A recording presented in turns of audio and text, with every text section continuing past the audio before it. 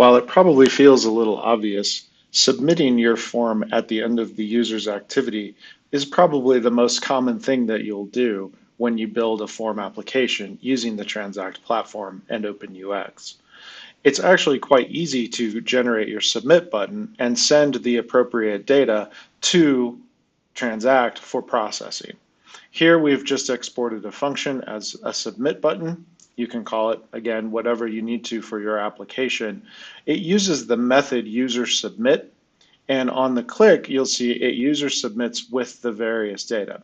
So the form data is obviously the collection of all of the information that's been put into the form, any confirmations that have been applied, disclosure verifications, basically anything that the user interacted with during the process of filling in the form.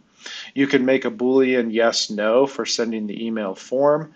You can apply the user's email address to it as for the string, via a string to send a confirmation. And you can apply a milestone. These milestones are generated through the transact narrative function, and they indicate at what step during the form process the user has hit submit.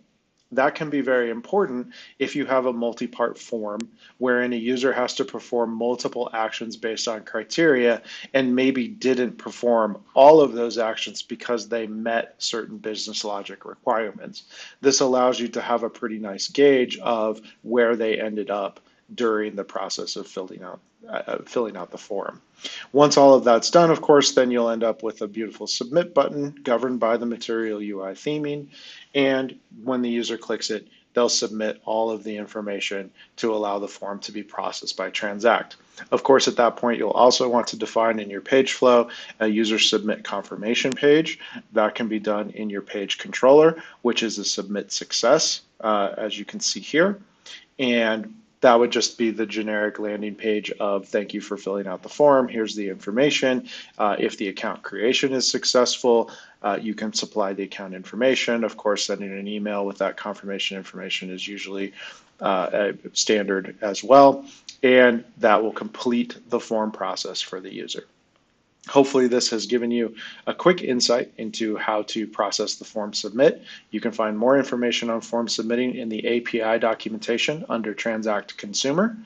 And you can also find other examples for modifying your forms on our example page on developer.avoka.com. Thanks for watching.